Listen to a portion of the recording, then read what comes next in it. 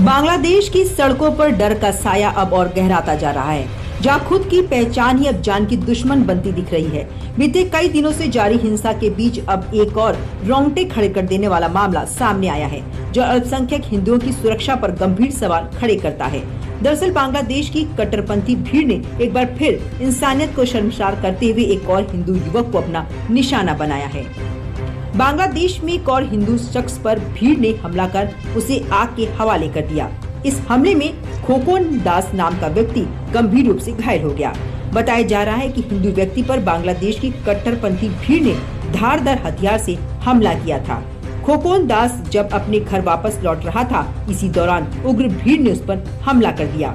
बांग्लादेश में अब तक 3 हिंदुओं की हत्या कर दी गई है। बांग्लादेश में यूनुस के नेतृत्व वाली अंतरिम सरकार के तहत हिंदुओं सहित अल्पसंख्यकों के खिलाफ लगातार हिंसा देखी जा रही है, जिससे दुनिया भर में लोगों और कई मानवाधिकार संगठनों में आक्रोश फैल गया है।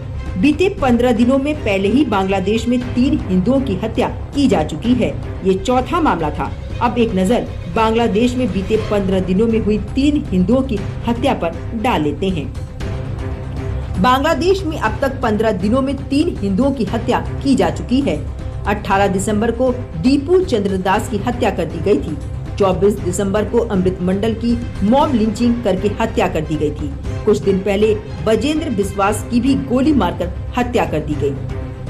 बीते महीने युवा नेता उस्मान हादी की मौत के बाद से ही बांग्लादेश में हिंसा शुरू हुई थी, जिसके बाद लगातार हिंदुओं पर अत्याचार अपने चरम पर पहुंच गए हैं, जो रुकने का नाम नहीं ले रहे हैं। अब एक नजर बांग्लादेश में हुई 31 दिसंबर की उस घटना को तफसील से समझते हैं। खोकन चंद्र एक फार्मेसी का मालिक है और 31 दिसंबर को वो दुकान से घर जा रहा था। तभी रात करीब 9 बजे जब वो तिलोई इलाके में पहुंचा, जहां कुछ लोगों ने उसको रोक लिया। खोकन चंद्र को बदमाशों ने रोकने के बाद चाकुओं से हमला किया। उसको चाकू मारने के बाद उनके शरीर पर पेट्रोल डालकर आग लगा दी। इसी दौरान खोगन अपनी जान बचाने के लिए भागे तो पास के एक तालाब में कूद गए, जिसके बाद स्थानीय लोगों ने उनको निकाला और जान बचाई। दरअसल बांग्लादेश में बीते कई दिनों से हिंदुओं पर जारी जुल्म के खिलाफ भारत के कई शहरों में बड़े स्तर पर प्रदर्शन हो रहे हैं। भारत के कई नेताओं ने भी बांग्लादेश में हिंदुओं के ऊपर अत्याचार की निंदा की है और भारत सरकार से मामले में कूटनीतिक स्तर पर कदम उठाने की मांग की है।